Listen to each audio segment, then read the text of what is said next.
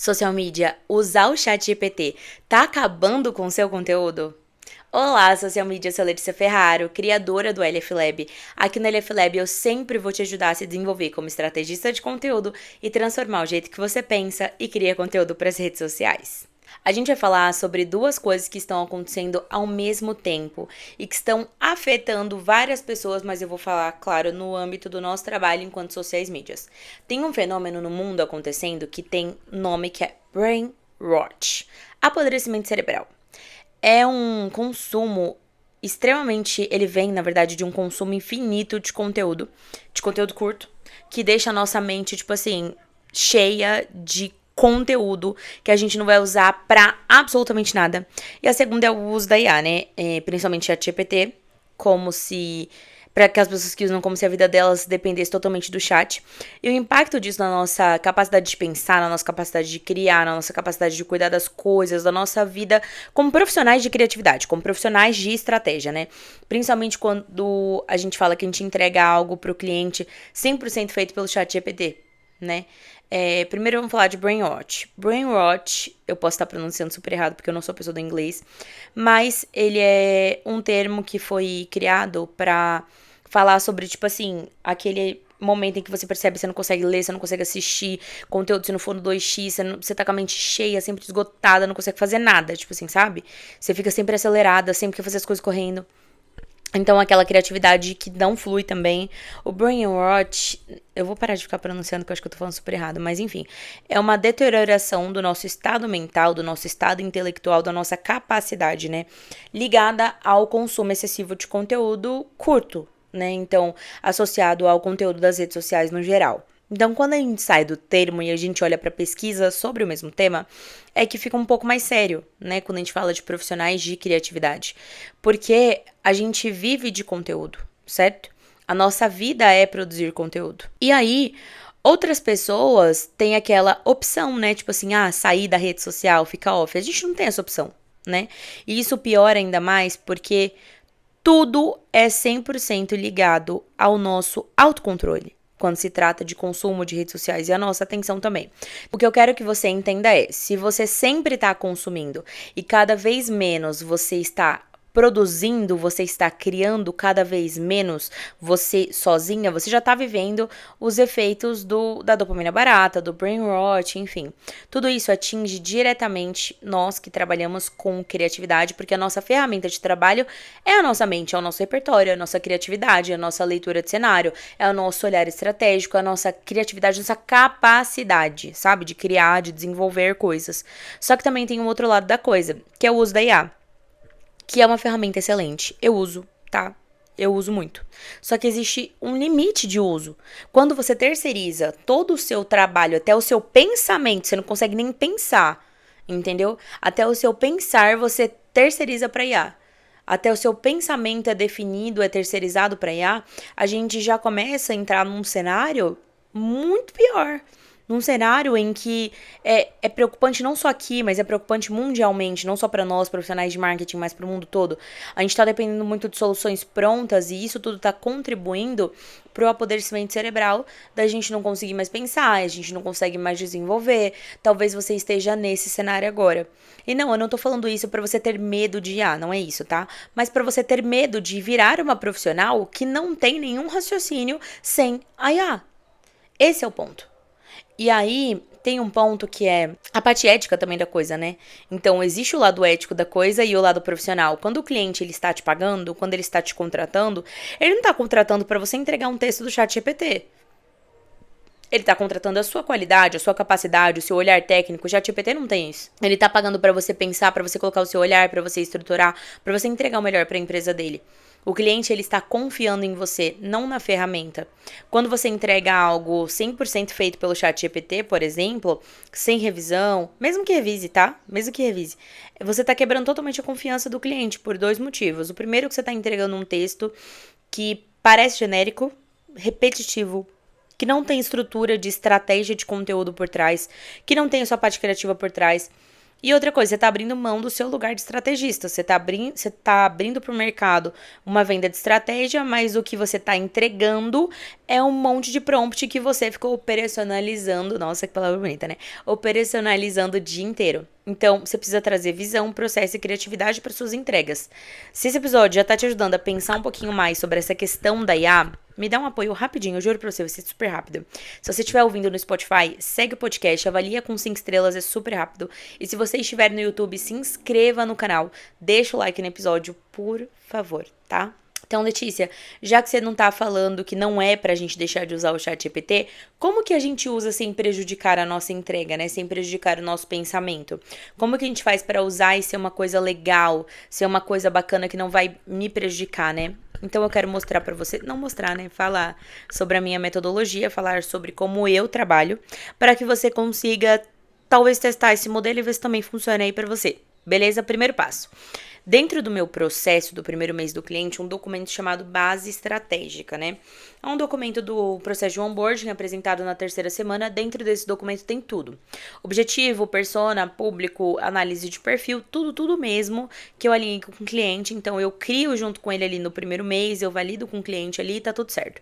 Todo mês eu revisito este mesmo documento que é criado no primeiro mês, e o primeiro mês não tem postagem justamente porque é desenvolvido esse material que é usado em toda a estrutura de estratégia de conteúdo do cliente no longo prazo. Então, o primeiro passo sempre vai ser abrir esse documento. O segundo passo é você anotar 3 dores e 3 desejos do seu cliente, pelo menos, tá? Então, eu pego a persona e aí eu vou escrevendo, tipo assim, dentro daquele documento, já tem a persona, já tem algumas dores ali, e eu escrevo no papel mesmo, tá? 3 dores, 3 desejos que essa persona tem. Então, vamos pensar na prática para você conseguir entender melhor. Se um cliente vende procedimento estético, tá? 3 possíveis dores da persona dele. A pessoa pode ter medo de ficar artificial, de não ficar natural, né? A pessoa pode ter um receio de gastar e se arrepender, de investir no lugar errado. E ela também pode ter aquele medo de perder a própria identidade, sabe? De não se reconhecer depois do procedimento, não reconhecer o próprio rosto. E quais são 3 possíveis desejos dessa pessoa? Eu poderia só inverter as dores, né? Mas a pessoa quer rejuvenescer, de certa forma, mas ter naturalidade. Ela quer se olhar no espelho, quer se sentir bem. Segundo, ela quer reduzir rugas, marcas que estão incomodando no rosto, só que ela quer fazer isso de uma forma que ela tenha certeza que é seguro.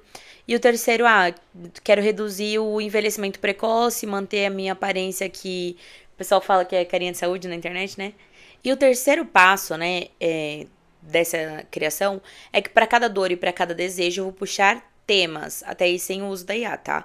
Vamos primeiro pensar que para fortalecer a nossa criatividade, a gente vai ir por etapas. Então, eu tenho a persona, eu olhei as dores e os desejos dessa persona. Aí eu vou puxar temas, não o post direto, não a criação do conteúdo inteiro, eu vou puxar apenas os temas, vou trabalhar mais a minha criatividade. Então tá, a pessoa tem medo de ficar artificial, qual tipo de conteúdo que eu posso fazer? O conteúdo tem que ser tipo assim, o que eu, no caso meu cliente enquanto profissional, pode argumentar para uma pessoa dessa se a pessoa não conheceu ele ainda, tá? A pessoa quer naturalidade, ela quer técnica, beleza. Então eu posso falar, ela tem aquele medo de ficar artificial.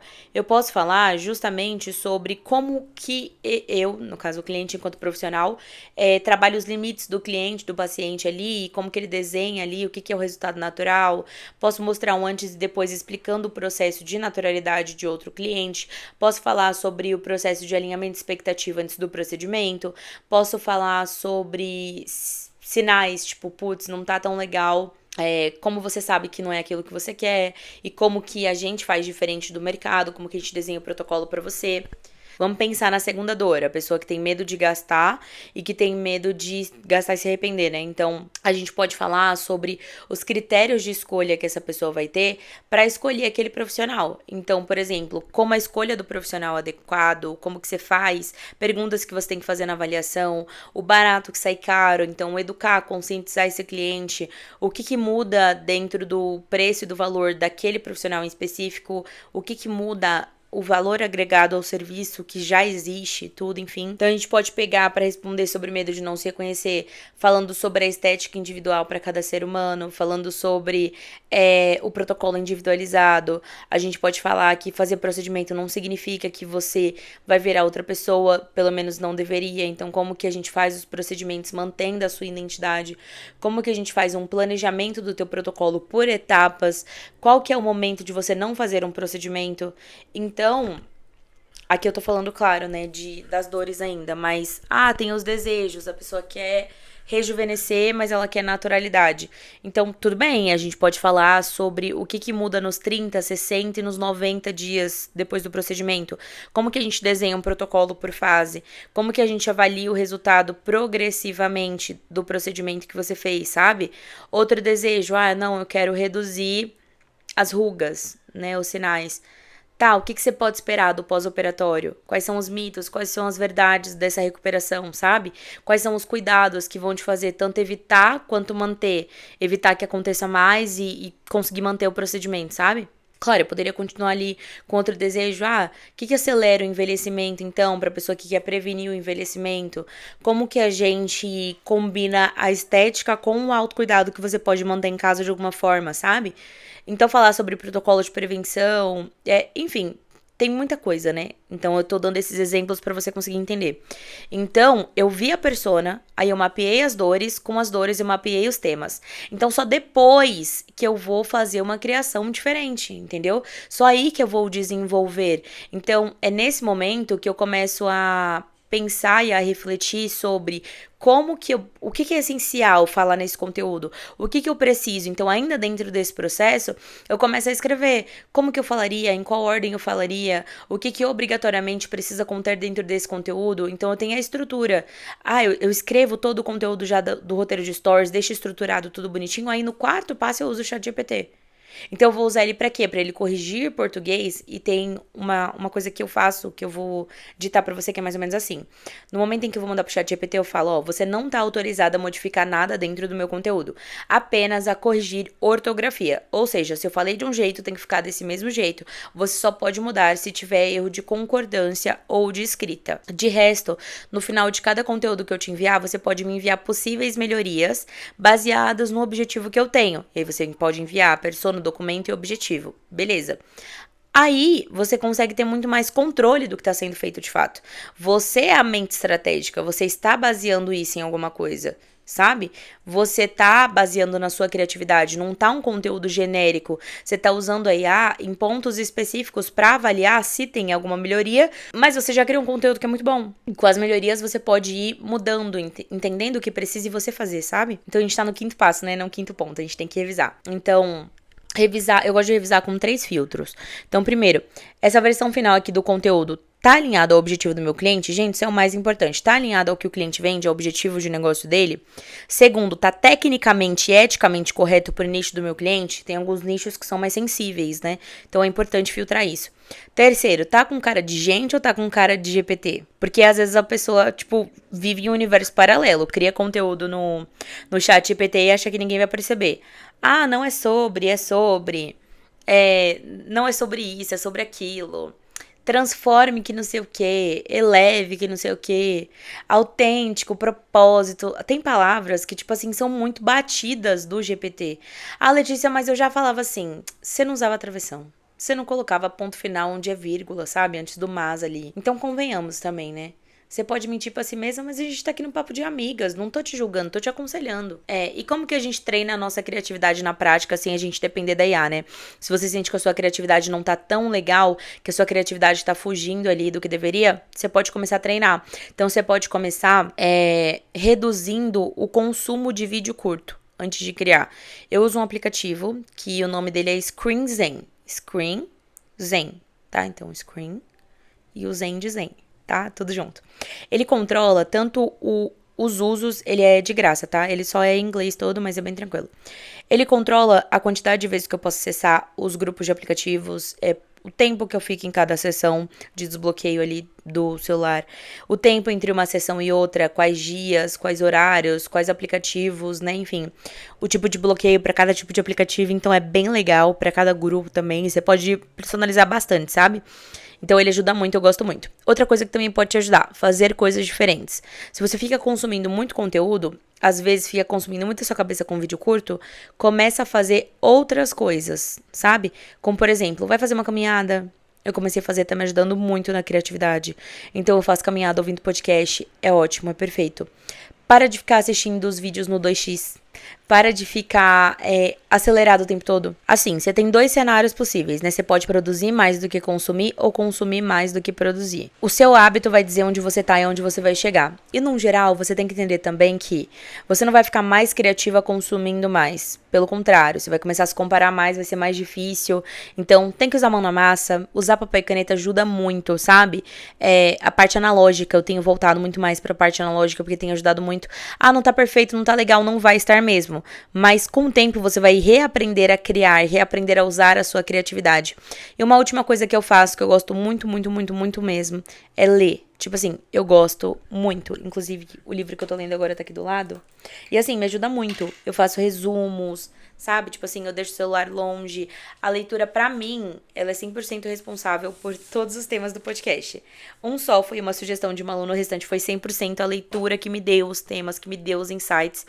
Então, que me deu tudo, assim, pra chegar aqui e falar sobre esses temas com vocês. Se esse episódio te ajudou de alguma forma, aproveita pra seguir o podcast no Spotify, avaliar com 5 estrelas, porque isso faz toda a diferença. Se você estiver assistindo no YouTube, se inscreve no canal, ativa o sininho, deixa o like pra você não perder nenhum episódio. Não esquece de me acompanhar também no Instagram, @LeticiaFerraro. Aqui no LF Lab eu sempre vou te ajudar a se desenvolver como estrategista de conteúdo e transformar o jeito que você pensa e cria conteúdo pras redes sociais. A gente se vê no próximo episódio.